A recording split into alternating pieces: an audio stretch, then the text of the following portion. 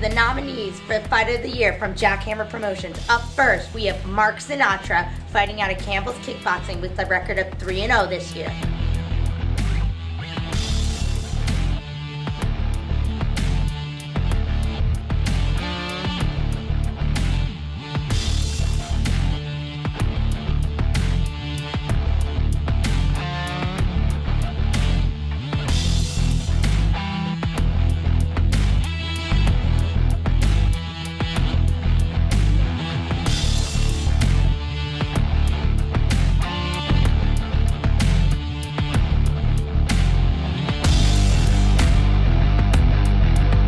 Our second nominee for Fighter of the Year coming out of Jackhammer Promotions is Khalil Kufe, fighting out of OMMA with a record of 3-0.